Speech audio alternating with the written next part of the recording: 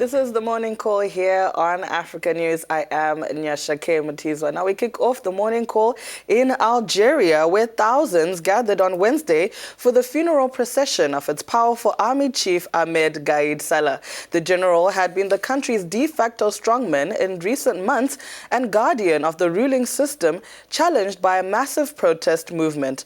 After a funeral worthy of a head of state, the veteran general was interred in Martyrs Square in Algiers Cemetery, where former presidents and other major Algerian figures are laid to rest.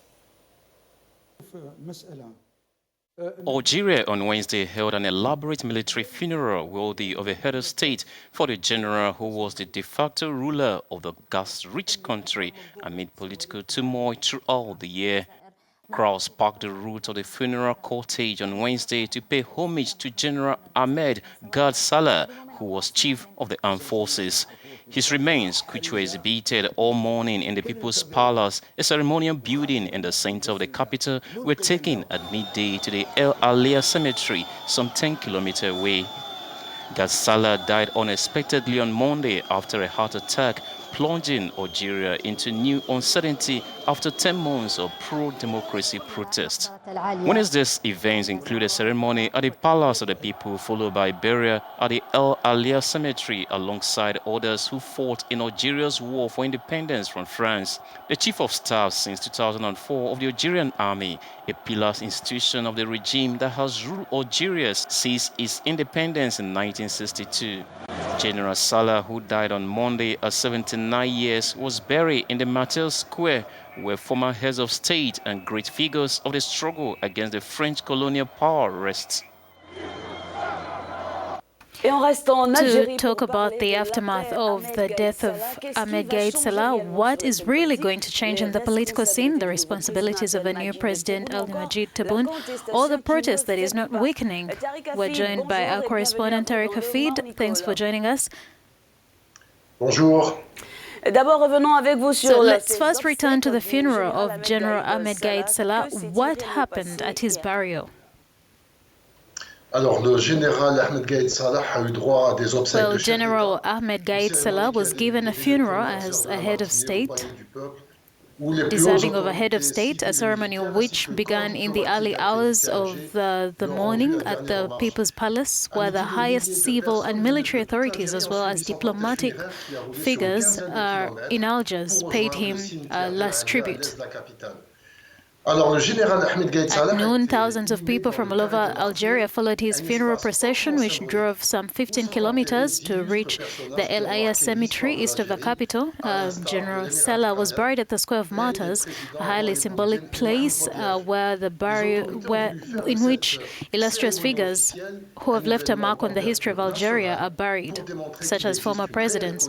The authorities wanted to make this official ceremony a national event to demonstrate that there is real cohesion between the army and the people, and General Salah commanded the military for 15 years. Now, Tarik, the Lieutenant General had become the de facto leader in Algeria and an integral part to the country's running following the ousting of President Abdelaziz Bouteflika. So what does Algeria's future look like without its powerful army chief? The sudden death of a now former chief of staff or the army has put authorities in a situation which they were not prepared for. The political crisis which the country has been going through since the cancellation of the fifth mandate and the resignation of Abdelaziz Bouteflika has meant that Ahmed Gaid Salah has played the dual role of political and military leader for the last 10 months. The burden of this responsibility must now be shared between the president, Abdelmadjid Tebboune, and his government and the members of the army command. Algeria's future is made up of a multitude of challenges to be won. The authorities must find a way to lay the foundation for the dialogue with the citizens' movement, ensure institutional stability, undertake economic and social reforms, and assure that foreign partners and continue to fight against corruption. The challenges are also of a diplomatic nature, as Algeria is at the center of a region where several conflicts are taking place, e.g. the war in Libya and the rise of terrorism in the Sahel. Ahmed Gaid Salah était le mentor. Well, General Gaid Salah mentored the new president. Is there a possibility that Abdelmadjid Tebboune is now weakened by his death?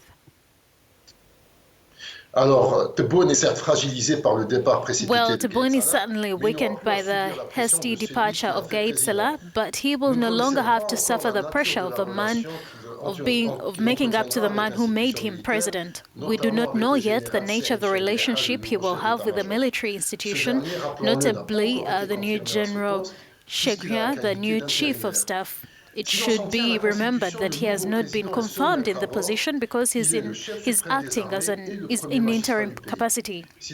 According to the constitution, the new president is the sole master on the board. He is the supreme commander of the armies and the chief magistrate of the country. If he manages to surround himself well and to be well advised, Tebboune will be able to manage his term of office without any problems. The new Algerian president. Eh bien, Tarik Hafid, en plus du nouveau gouvernement, le nouveau président. In addition to managing a new government, President Abdelmadjid Tebboune might also respond to the demands of the protest movements. Thank you, Tarik Hafid, for joining us. Très belle journée. Très belle journée à vous également. Have a great day. C'était notre correspondant. And that was our correspondent in Algeria, Tarik Hafid.